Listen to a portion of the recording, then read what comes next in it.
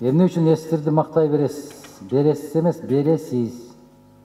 Мактала турган болгондо өнүгүп кетиш керек эле го. Биринчиден, Исхак мырза, турсаңыз. Турсаңыз, Исхак мырза. Сизби?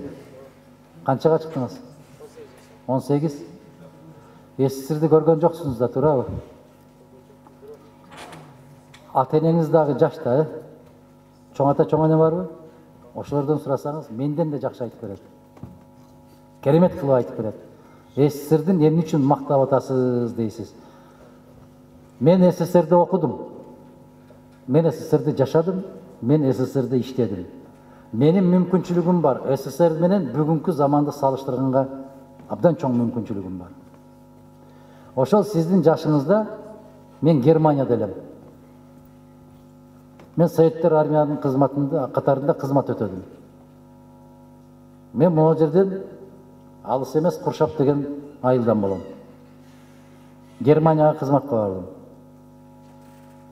Солдаттар эң эңсеген старшина, старший сержант деген наамга чейин жеттим. Мен бошотулган комсомол уюмунун катчысы болдум. Мени 2 жыл бою аябагандай катуу машыктырды, үйрөттү. Жөнөкөй сарооз балапан болуп барсам, зыңкыйган жигит кылып тарбиялап кайра үйгө жеткирип койду. Андан кийин бул жерден Россияга кетип, ал кезде Калинин шаары, азыр Тверь шаары, мамлекеттик университетке барып тапшырдым. Мага СССР, мага СССР бекер жатакана берди. Бекер китептерди берди.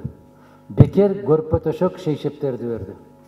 Ар жумада аларды жууп, үтүктөп, алып келип, көрпө төшөк шейшептеримди алмаштырып турду. Мага СССР айына 9 сом 80 тыйынга 30 күндүк ысык тамак берди. Студент ашканасынан. Талон берилет. Мени окутуп, ошондой жатакана берип, тамак аш берип атып, дагы да жөн калбастан мага 70 рубльдан стипендия төлөдү. 40 рубль стипендия эле, 70 рубль мага төлөдү. Эмнеге? Себеп жакшы окугандыгым үчүн. Жакшы жүрүш-туруш үчүн. Мага СССР ата-энем кандай камкордук көрсө, дал ошондой камкордук көрдү.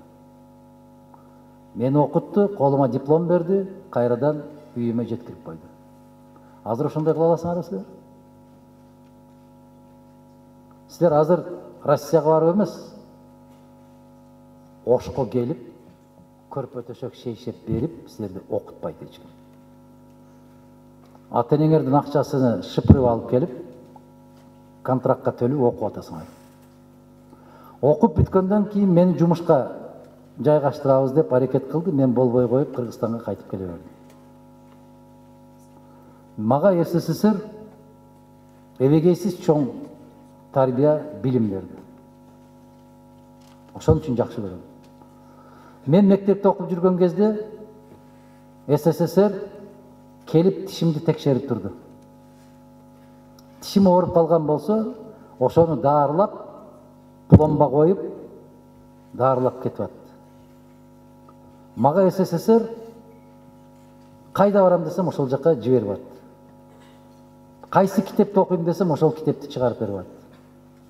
Москвадан чыккан журналды ошол менин Куршаптагы атамдын үйүнө келсин деп 3 сом 60 тыйын төлөп койсом, ай сайын ошол журналды үйүмө алып келип жеткирип берип атты. Эртең менен саат 8-де турсаң, ошол журнал үйдө турат. Бүгүн сиздин бир тууганыңызды ал журналды алып келип берип, үйүңүзгө алып келип бербейт. Туурабы? Кантип жаман көрөм ушул өлкөнү, айткылачы. Кантип жаман көрөм.